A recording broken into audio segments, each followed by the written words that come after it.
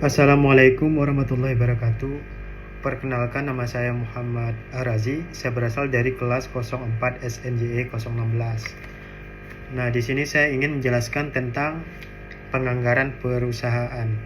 Penganggaran perusahaan merupakan suatu proses perencanaan dan pengendalian kegiatan operasi perusahaan yang dinyatakan dalam suatu kegiatan dan suatu uang, yang bertujuan untuk memproyeksikan operasi perusahaan tersebut dalam proyeksi laporan keuangan, laporan laba rugi, neraca, perubahan modal, dan arus kas.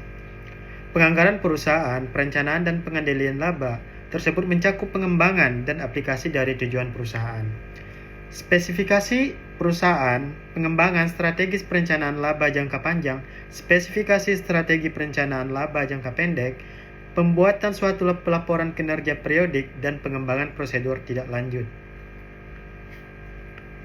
Dan fungsi penganggaran itu adalah dalam upaya untuk mencapai tujuan didirikan perusahaan. Organisasi perusahaan memiliki berbagai fungsi yang berkaitan dengan pencapaian tujuan tersebut. Nah, secara umum, seluruh fungsi di dalam suatu organisasi dapat dikelompokkan ke dalam 4 fungsi, yaitu yang pertama adalah perencanaan, planning. Fungsi ini ditetapkan tujuan jangka panjang, tujuan jangka pendek, sasaran yang ingin dicapai, strategi yang akan digunakan, dan sebagainya. Yang kedua adalah perorganisasian, organizing. Setelah segala sesuatu yang ingin dihasilkan dan dicapai, perusahaan di masa depan telah ditetapkan, maka perusahaan harus mencari sumber daya yang dibutuhkan untuk merealisasikan rencana yang telah ditetapkan tersebut. Yang ketiga adalah menggerakkan, actuating. Setelah sumber daya yang dibutuhkan diperoleh, maka tugas manajemen selanjutnya adalah mengarahkan dan mengelola setiap sumber daya yang telah dimiliki perusahaan tersebut agar dapat digunakan sesuai dengan fungsinya masing-masing. Yang keempat adalah pengawasan atau controlling.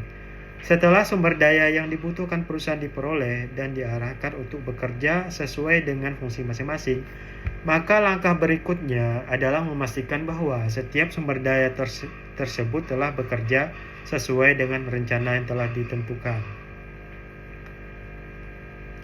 Nah, sekarang kita membahas tentang syarat-syarat yang perlu diperhatikan dalam menyusun anggaran.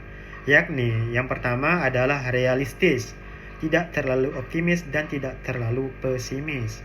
Yang kedua, luwes, tidak terlalu kaku dan mempunyai peluang yang disesuaikan dengan keadaan yang mungkin berubah.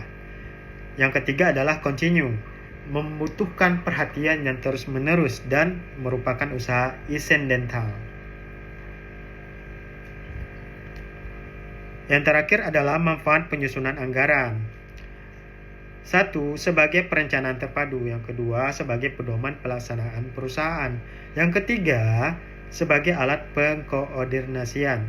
Yang keempat, sebagai alat pengawasan kerja. Yang kelima, sebagai alat evaluasi perusahaan. Nah, demikian yang dapat saya sampaikan tentang penganggaran perusahaan. Lebih dan kurang saya mohon maaf. Assalamualaikum warahmatullahi wabarakatuh.